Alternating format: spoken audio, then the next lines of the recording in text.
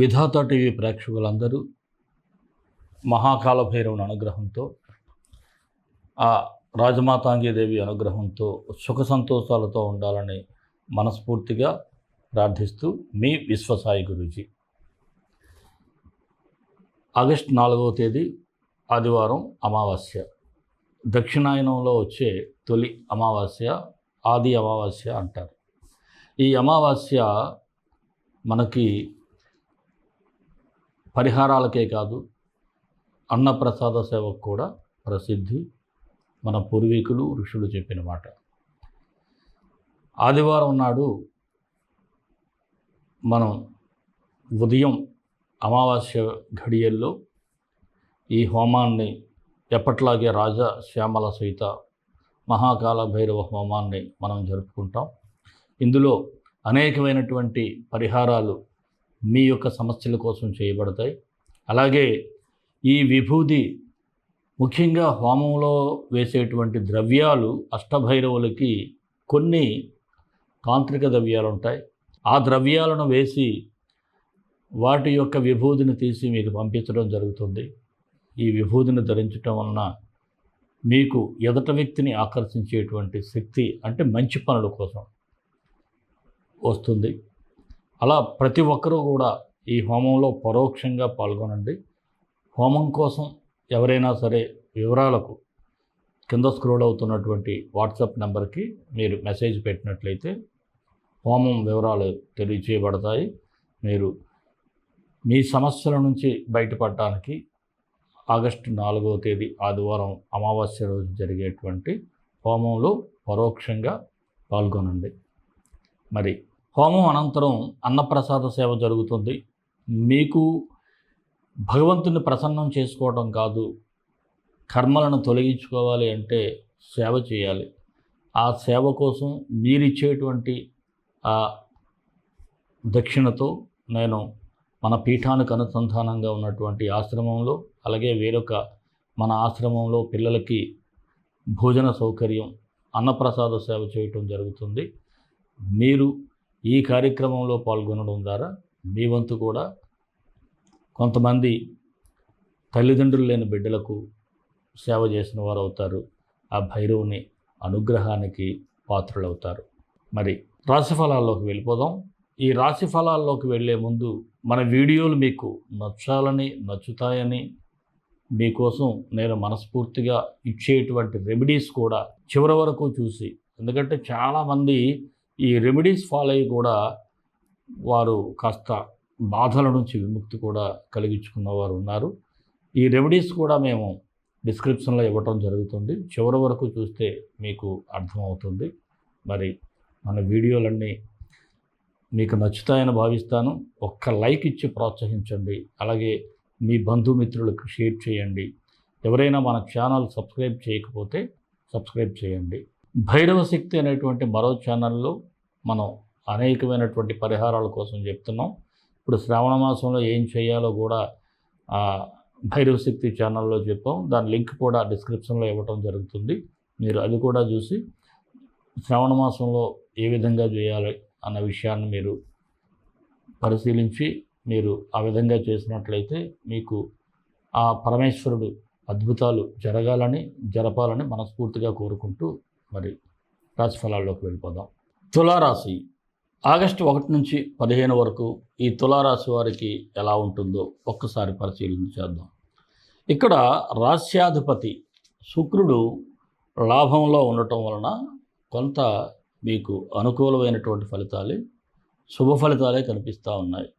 కొత్త ఆలోచనలు, కొత్త ప్రణాళికలు, సరికొత్త ఒక థీమ్తో మీరు ముందుకు వెళ్ళేటువంటి పరిస్థితులు ఉంటాయి. ఎందుకంటే ఇది శుభ మాసం, శ్రవణ మాసం. కొత్త ఆలోచనలకు కూడా శ్రీకారం చుట్టడానికి అనువైనటువంటి కాలంగానే చెప్పాలి. అలాగే చాలామంది సమయాన్ని వృధా చేసుకుంటూ ఉంటారు. ఇక్కడ మీ పరిస్థితి చూసినట్లయితే సమయాన్ని ఆదా చేసుకోవాలి అనేటువంటి ఆలోచనతో ముందుకు వెళ్ళటం జరుగుతుంది. అలాగే ఇంతవరకు మీ మాట అస్సలు లెక్క చేయని వారు కూడా ఇప్పుడు ఎందుకు ఈయన మాట వినకూడదు, ఎందుకు వీరి యొక్క మాట వినకూడదు, వింటే పోయేదేముంది, ఇలా కాస్త పాజిటివ్గా మీ పట్ల థింక్ చేయడం కూడా మీకు అనుకూలంగా ఉంటుంది, ఉపయోగకరంగా వాటిని కూడా మార్చుకునేటువంటి పరిస్థితులు ఉన్నాయి. అలాగే ఎవరికైనా ఏదైనా అవసరం ఉంటే మీరు చాలా స్పందిస్తారు, చలించిపోతారు కూడా కొన్ని సందర్భాల్లో. అయితే ఇక్కడ మీకు ఒక విషయాన్ని నేను చెప్పాలి, ఏమిటంటే అపాత్రదానం అనేది చేయకూడదు. కొంతమంది అనుకుంటారు, నేను అందరినీ ఆదుకుంటున్నాను, ఎవరడిగినా కాదనుకుంటా ఏదో చేస్తున్నాను అనేటువంటి ఆలోచన ఉంటుంది. అయితే ఇక్కడ ఎంతవరకు వాళ్ళకి అవసరం, ఎంతవరకు అవసరం కాదు. కొంతమంది ఉంటారు, అవసరం లేకపోయినా మాయమాటలు చెప్పి వారు చెడు వ్యసనాలకి వాడుకోవటానికి మిమ్మల్ని వాడుకుంటారు. అలాంటి వారికి మీరు దానం చేస్తే అది అపాత్ర దానం అవుతుంది, భగవంతుని దృష్టిలో అది నేరం కూడా అవుతుంది. ఇంకా మీ కర్మను పెంచుకోవాల్సి వస్తుంది. అక్కడ అవసరాన్ని చూడండి. నిజంగా వారికి ఏదైనా అవసరం ఉంటే తప్పక స్పందించి మీరు ఎటువంటి సహాయం చేసినా అది మంచిగానే ఉంటుంది. అలాగే ఆర్థిక పరంగా కూడా కొంత బలపడే పరిస్థితులు అయితే కనిపిస్తూ ఉన్నాయి. అయితే కుటుంబంలో మాత్రం కాస్త చికాకులు అయితే ఉంటాయి. కొన్ని పరిస్థితులను మీరు అడ్జస్ట్ చేయటం కాస్త కష్టంగా ఉంటుంది. కాకపోతే ఇక్కడ మీకు చాలా ఓపిక అనేది చాలా అవసరం. ఓపికతో వ్యవహరించినట్లయితే అంతా బాగానే ఉంటుంది.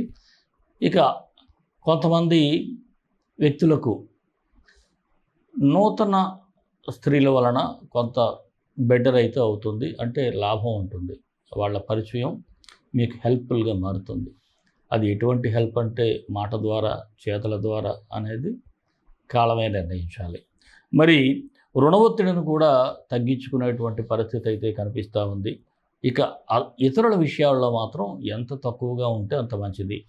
అనవసరంగా జోక్యం చేసుకొని, ఎందుకంటే ఇక్కడ మీ పరిస్థితి ఎలా అయిపోద్దంటే, నేను నెత్తి మీద తేలు ఉందంటే నీ చేతితో తీసేయి అంటారు.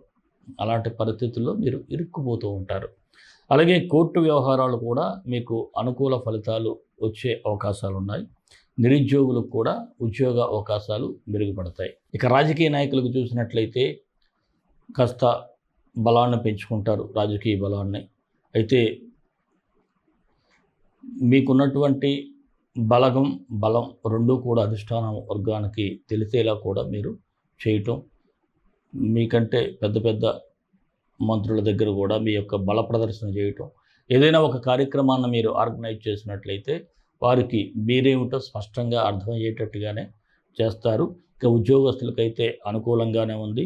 కాకపోతే అధికారుల దగ్గర మాత్రం కాస్త అనుకువగా ఉండటం చాలా అవసరం, లేకపోతే చిక్కుల్లో పడేటువంటి పరిస్థితి అయితే ఉంది. మరి వృత్తి వ్యాపారస్తులకు కూడా సానుకూల ఫలితాలు ఉన్నాయి. ఆశించినటువంటి లాభాలు అంటే దగ్గరగా చేరుతారు. షేర్ మార్కెట్ అయితే స్వల్ప లాభాలు అయితే కనిపిస్తూ ఉన్నాయి. కళాకారులు మాత్రం, ఈ టీవీ సినీ రంగం వారు మాత్రం కాస్త ప్రయత్నాలు గట్టిగా చేయాలి. విద్యార్థులు ఎవరైతే ఉన్నత విద్య కోసం ప్రయత్నిస్తారో వారికి మాత్రం అనుకూలంగా ఉంటుంది. మంచి మంచి కళాశాలల్లో సీట్లు కూడా సంపాదించే పరిస్థితి ఉంది. ఆరోగ్యపరంగా చూస్తే సాధారణంగా ఉంది. ఆరోగ్యం గురించి పెద్దగా మీరు చింతించాల్సిన అవసరం లేదు. చిన్న చిన్న సమస్య ఉంటే వెంటనే వైద్యునికి సంప్రదించండి. మరి ఈ తులారాశి వారికి గ్రహ సంచారం కూడా ఎలా ఉందంటే, రవి, బుధ, శుక్ర గ్రహాలు అయితే శుభ ఫలితాలే ఇస్తున్నాయి. కుజుడు కొద్దిగా అనుకూలంగా లేడు. దీనివలన ఏదైనా ఫైర్లో పనిచేసినా, గనుల్లో పనిచేసినా, కొండ ప్రాంతాల్లో ఉన్నవారు కూడా కాస్త జాగ్రత్తగా ఉండటం, అలాగే కత్తులతో అది జాగ్రత్తగా ఉండటం, ప్రమాదాలు జరగకుండా చూసుకోవాల్సినటువంటి అవసరం అయితే ఉంటుంది. మరి ఈ తులారాశి వారికి మరిన్ని మంచి ఫలితాల కోసం విశ్వగురు సక్సెస్ మంత్రాలు పఠించండి, విజయాలు సాధించండి.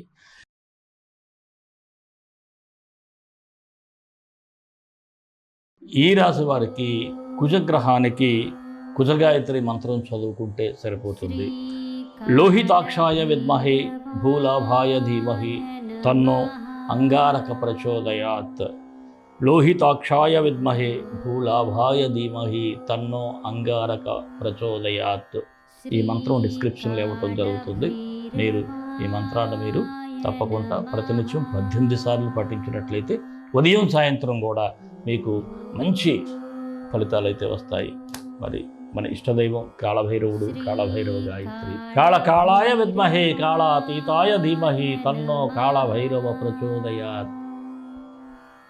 సర్వే జనా సుఖినో భవంతు, లోకా సమస్త సుఖినో భవంతు. దేశం కోసం, ధర్మం కోసం, భారతీయ సంస్కృతి విలువల కోసం పాటుపడదాం. స్వస్తి.